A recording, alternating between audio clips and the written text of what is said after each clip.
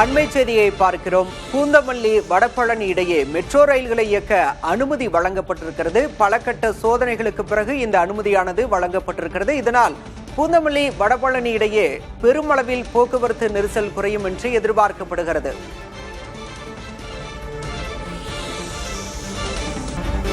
பல கட்ட சோதனைகளுக்கு பிறகு பூந்தமல்லி வடபழனி இடையே மெட்ரோ ரயில்களை இயக்க அனுமதி வழங்கப்பட்டிருக்கிறது. விவரங்களோடு வினீத் சரவணன் இணைந்திருக்கிறார். வினீத் சரவணன், எப்போது முதல் ரயில் சேவை தொடங்கப்பட உள்ளது? விவரம். பாலா, பூந்தமல்லி முதல் வடபழனி இடையே மெட்ரோ ரயில் இயக்குவதற்கான பாதுகாப்பு ஆணையத்தினுடைய சான்றிதழ் தற்போது மெட்ரோ ரயில் நிர்வாகத்திற்கு வழங்கப்பட்டிருக்கிறது. ரயில்வே பாதுகாப்பு ஆணையர் AM சௌத்ரியினுடைய குழுவினர் 4 நாட்களாக ஆய்வை தொடர்ந்து அனுமதி வழங்கப்பட்டுள்ளதாக மெட்ரோ ரயில் நிர்வாக தரப்பிலே கூறப்பட்டிருக்கிறது. குறிப்பாக இந்த வழித்தடத்தை பொறுத்தவரை பூந்தமல்லி முதல் கலங்கரை முறக்கம் வரை வழித்தடத்தின் 4 26 கிலோமீட்டர் தொலைவிற்கு மெட்ரோ ரயில் பணிகள் தொடர்ந்து நடைபெற்றிருக்கிறது. முதற்கட்டமாக பூந்தமல்லி முதல் வடபழனி வரையிலான ஆளில்லா மெட்ரோ ரயில் சேவை விரைவில் தொடங்கப்படும் என மெட்ரோ ரயில் நிர்வாக தரப்பிலே குறிப்பிடப்பட்டிருக்கிறது.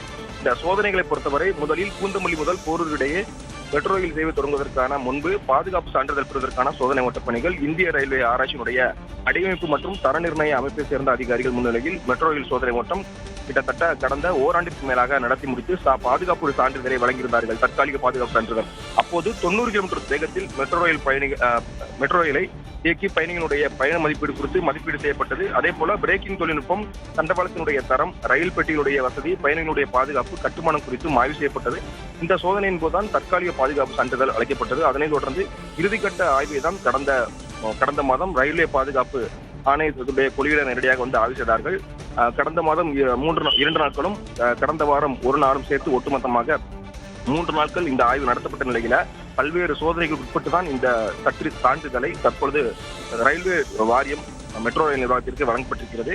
ஒட்டுமொத்தமாக மெட்ரோ ரயிலுடைய அதிவேக வேகமாக இருக்கக்கூடிய 80 முதல் 90 கிலோமீட்டர் வேகத்தில் இயக்கியும் 4வது நாள் மெட்ரோ அலுவலகத்தில் இருந்தபடியே கட்டுப்பாட்டு அறையில் இருந்தபடியே பூந்தமல்லி பணிமனை முதல் வடபழனி வரை ஒட்டுமொத்தமாக ரயில் இயக்கி சோதனை மேற்கொண்டார்கள். இந்த அனைத்து சோதனைகளும் வெற்றி பெற்ற பிறகுதான் தற்பொழுது ரயில் இயக்குவதற்கான சான்றிதழை ரயில்வே வாரியம் வழங்கியிருக்கிறது. இந்த மாதத்தின், அதாவது மார்ச் மாதத்தினுடைய 2வது வாரத்திற்குள் மெட்ரோ ரயில் சேவை பொதுமக்களுடைய பயன்பாட்டுக்கு வரும் என கூறப்பட்டிருக்கிறது. இருப்பினும் பூந்தமல்லி பணிமனை முதல் வடபழனி வரை அனைத்து 10 ரயில் நிலையங்கள் இருக்கின்றன.